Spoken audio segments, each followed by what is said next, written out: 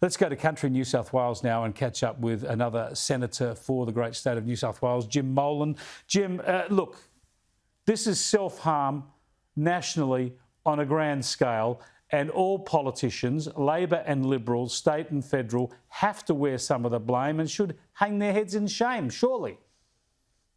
Yeah, I totally agree with you, Chris. And if we think this is an emergency, wait until a range of other things which are coming down the track towards this country. If we can't sort out this crisis very, very quickly, if it might be an energy crisis at the moment, it might be an industry crisis at the moment, it might be manifesting itself with every Australian on the cost of living. But let's just look back, Chris, at what was said in Singapore over the last month. If we applied over the top of this pathetic situation we have at the moment, where we allow, through some misguided view of the market working or value for money, if we allow producers of energy to pull out because they reckon they're not making enough money because we haven't designed enough for them, then we start raving mad. Chris, the Japanese Prime Minister, you might have seen when Richard Marles was up in Singapore, said Ukraine today may be East Asia tomorrow. He's talking about war with China in our region. The Singapore Defence Minister, Chris, has warned that there could be a Black Sea type blockade, which is what Russia is doing at the moment, in the South China Sea.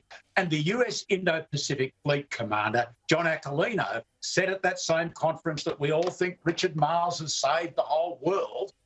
He said, we are in the most dangerous period since World War II. For God's sake, we should be able to fix this. It needs greater government involvement in things like this to direct. Yeah, well, good luck running a decent defence operation in this country if you don't have reliable power. Speaking of Richard Marles, though, he is in Japan, as you said. Let's have a look at what he's had to say about the current strategic environment. We are of common mind on the strategic challenges we face, and we resolve to continue to cooperate on regional security. It is clear that our region faces the most complex set of strategic circumstances we have known since the end of the Second World War. What nations of the region do now matters. Yeah, Richard Marles in Japan there. Would you agree, though, that so far in their words and actions, Anthony Albanese and Penny Wong in particular have held firm on the China policy for this country? Yes, I think they have. But I want to see action.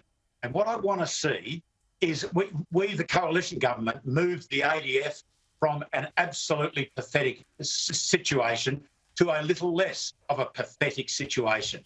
We can be of one mind with the Japanese in relation to the most dangerous period since the end of World War II, but we've got a defence force who is now owned by this government, by the Labor government, which is a one-shot defence force. It lacks lethality, it lacks sustainability, and it lacks mass. So let's stop talking and give us something to actually deter war. Let's start with energy. Let's make sure, Richard Marles was saying he's going to maintain 2%. Well, I'm sorry, 2% is not going to do it. We went slightly over 2%.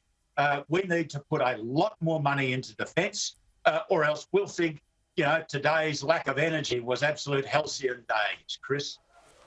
Yeah, it's a worrying situation. Thanks for joining us, Senator. Thanks, Chris. Thank you.